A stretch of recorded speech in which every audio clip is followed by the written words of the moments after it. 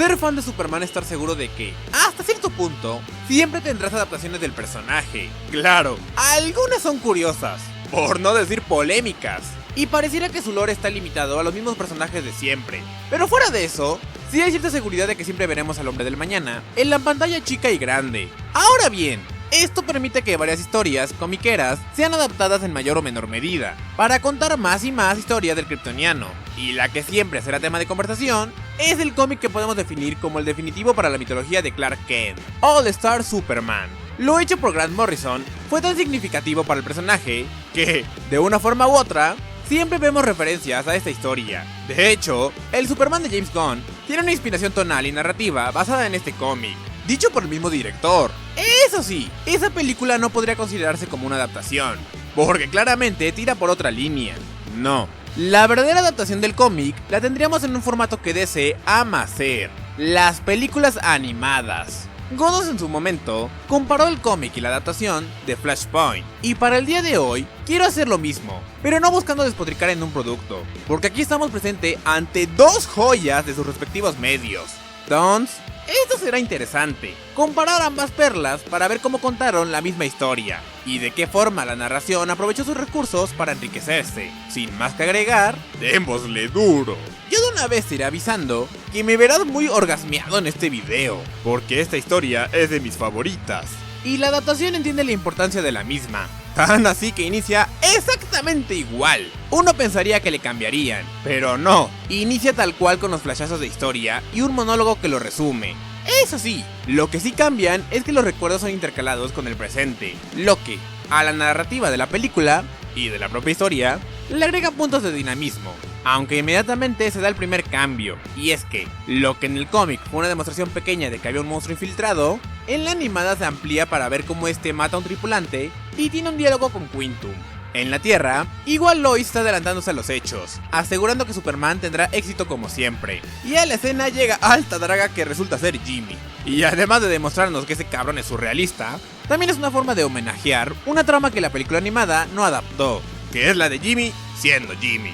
El mejor resumen que te puedo dar. De ahí lo que sigue es igual: el Daily Planet asegurando que por fin podrán demostrar los crímenes de Lex, y este mismo siendo quien controla al monstruo en la tripulación, y cuestionado por el General Lane por lo que anda haciendo. Superman llega a la nave y se enfrenta al monstruo, llevándolo a la superficie del sol. Y aquí hay un ligero cambio que, para mí, fue demasiado vital, porque deja todavía más claro algo que, en el cómic, no lo era tanto. Y es que se puede ver cómo es que la explosión del monstruo altera la superficie del sol, un suceso que será exageradamente relevante para la conclusión de esta historia. Y me alegra que se pueda ver con más claridad. Superman se saca una red del culo con la que se lleva a la tripulación hacia su base lunar, en donde pasa lo mismo. Se revela que las habilidades de Superman se han triplicado. También adquirió unas nuevas, a cambio de que no tarda en irse con Mamá Coco.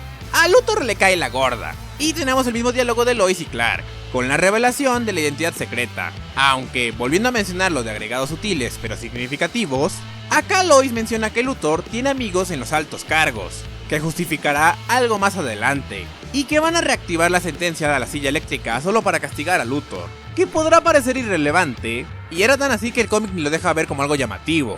Pero a mí sí me lo parece en la película, porque recalca lo mucho que odian a Luthor, como para reactivar algo solo para castigarlo a él, lo que sigue muy en sintonía con lo que se verá más adelante del juicio. La visita a la Fortaleza de la Soledad es casi una calca de lo visto en las historietas, ni al Devorador de Soles omitieron.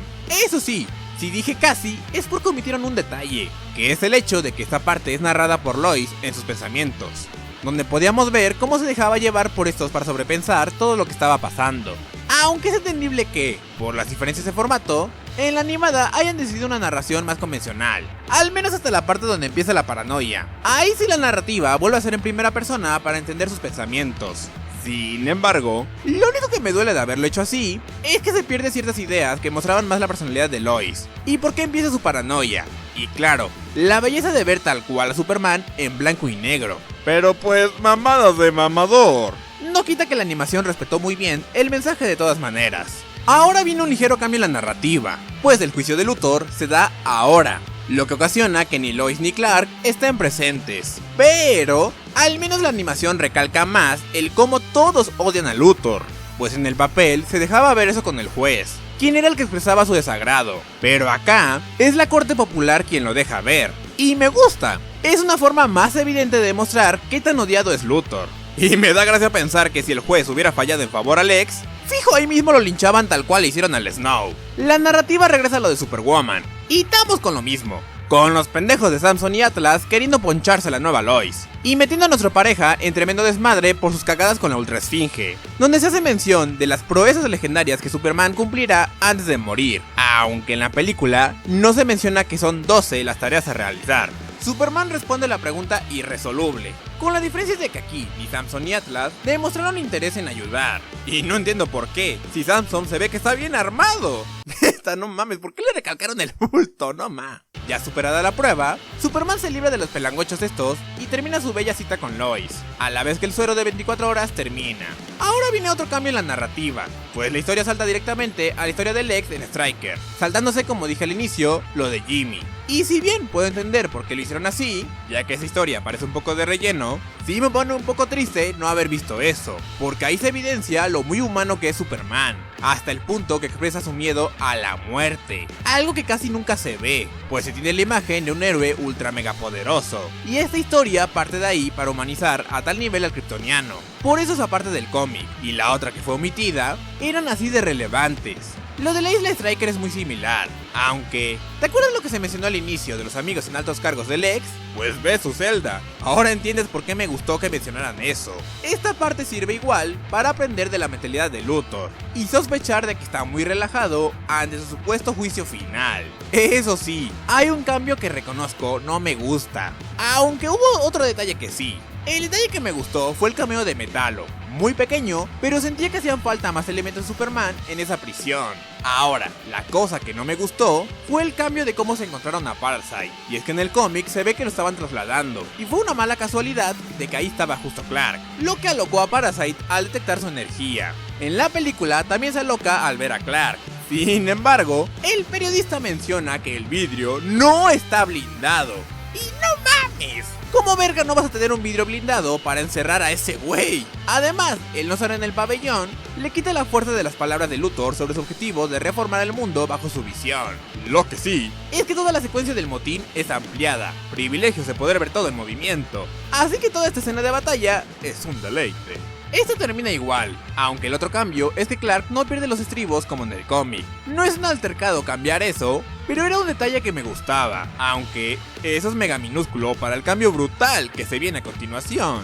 Todo lo relacionado a Jonathan Kent, Bizarro y el infraverso es completamente omitido. Ahora la razón por la que Superman desaparece una temporada es porque se va a un planeta muy alejado de su galaxia para restaurar Kandor, lo que también cambia el hecho de que ellos se quedaron en Marte. Y como esto cambia también otro detalle, ahora Clark le revela el mismo a Lois sobre su próxima muerte. Es un gigantesco cambio a la narrativa, pues omite demasiadas secuencias que humanizaban aún más a Superman, además de todo el relato hermoso de lo bello de vivir visto con Cibarro. Sin embargo, es entendible que en una película que no llega ni a la hora y media, hay cosas que deben de cambiar, y me imagino que esto fue lo más adecuado. Eso sí, lo que les aplaudo es que no fue un machetazo y ya, fue un cambio con lógica, a la par de que ayuda a la narración de la película, porque así se siente muy fluido. Además, es un muy buen cambio que sea el propio Clark quien le expresa esto a Lois, pues abre su relación aún más de lo que ya lo estaba para ese momento. Después de este cambio, ahora toca lo de Bar-El y Lilo, que ya vuelve a ser una adaptación muy fiel al material original. Digamos que el único cambio fue explicar lo de la desaparición de Clark. Fuera de ahí, todo sigue igual. No.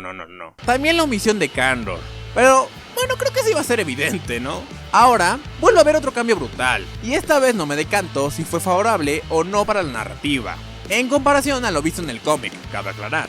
Pese a no tener su mini historia, a Jonathan Kent sí le dan su reflector, con una inclusión de Martha en una secuencia original muy bella, y que estoy seguro habrás llegado a ver. Pero pasando esto, saltamos directamente al juicio en la silla eléctrica, es decir, todas las secuencias de Superman ayudando al mundo, incluyendo el panel más icónico del héroe, fueron omitidos. Te digo, no sé cómo definir esto, pero intentaré explayarme mejor en la conclusión. De ahí viene el acto final, pero con la inclusión del testamento de Clark, que iba antes, pero lo metieron acá, con una evidente omisión del tema de las hazañas. Bueno, que se lanza a combatir a Solaris, que con todo lo omitido, su aparición sí es muy inesperada y casi forzada, pues toda la preparación previa se esfumó. Como sea, irónicamente tanto cambio y omisión le permitió a la conclusión tener gran foco y expandirse más. Por lo que se podría decir, vamos bien. Sí es bastante espectacular esta batalla final, expanden muy bien lo que fue el combate contra Solaris, pero lo único que me saca de onda es la aparición del Devorador de Soles, que era lo que tenía que pasar, pero al nunca ver cómo Superman lo liberó, todo se queda raro. Pero bueno, que va y muere ante Solaris, lo que desata la furia de Superman, y en la Tierra también vemos el caos orquestado por la sobrina de Lex. Y otra cosa curiosa, en teoría Solaris no cae en esta batalla. Superman lo sabe, se regenerará pero ayudará a la humanidad en el futuro. Pero claro, al omitir todo el tema del viaje en el tiempo, pues eso no se sabe. Entonces acá, pues, ¡a chingar a su madre! Ahora ya viene la secuencia final, la escena con Jor-El, pues a leer el cómic, mano. Acá veamos cómo se dan de a madrazos, con otra secuencia de combate extendida para deleitarnos con la animación. Y llegando al final, hay otro gran cambio, pues en el cómic, Superman vence a Luthor después de quitarle los poderes y dándole el putazo más satisfactorio de su vida. Pero en la animada, Lex es quien se rinde al reconocer que Superman ha ganado. Su visión era la correcta, y vaya, es un gran cambio. No sabría decirte qué versión es la que prefiero de esta derrota. Como sea, ahí viene ahora sí el último cambio, pues esto termina igual, con Superman yendo a arreglar el sol. Y para finalizar, la fórmula Superman no fue dada a Quintum por Clark, le fue entregada por Lex, como su último acto de redención antes de su muerte. Lo diré para que no haya malentendidos. ¡Qué buena película, mano! Si solo conociste esta historia gracias a la película animada, pues sí fue una buena manera de conocerla. Pero sí siento que se queda a medias, porque si por algo fue tan amado este cómic, es por crear un relato que diviniza y humaniza a Superman a partes iguales.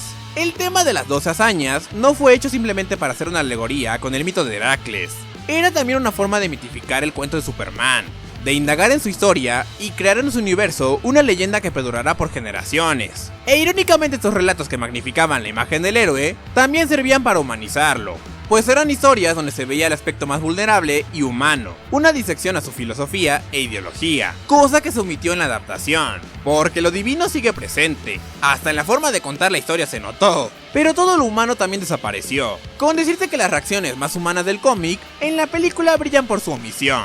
Se entiende que por tiempos era imposible adaptar todo, y sí duele ver cómo algunas cosas muy llamativas desaparecen, pero al menos la adaptación logra aún así crear un buen relato sin esos elementos, y sin sentir que hagan falta.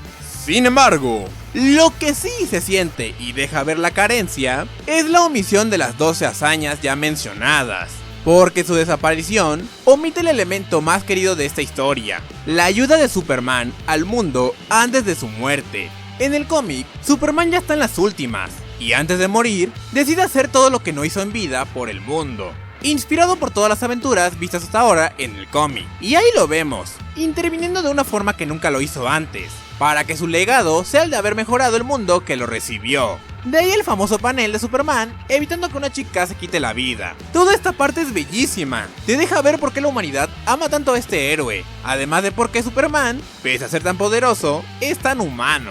Es esta parte la que me duele haber perdido de la adaptación, porque es la que evidencia por qué la forma de actuar de Clark es la correcta. Y es chistoso, porque de haber adaptado esto, el final de Luthor hubiera sido muchísimo mejor. Que déjame decirte, sí amé ese cambio en la película, pero se hubiera complementado mejor con ese concepto. Aún así lo recalcaré, solo porque el cómic amplió mejor sus intenciones, no quita que la película animada logró adaptar de buena manera lo increíble que es el cómic. Es cierto que, si se compara ambos materiales, uno queda de ver por lo que llegó a faltar, pero así nomás. Sin saber lo que se quitó, se puede seguir disfrutando. Cierto es que hay cosas que quedan al aire si solo viste la animada, pero son cosas tan pequeñas que puede que ni te hayas dado cuenta. Este son el tipo de adaptaciones que uno ama ver. Veamos si las próximas adaptaciones de cómics concretos logran llegar al nivel.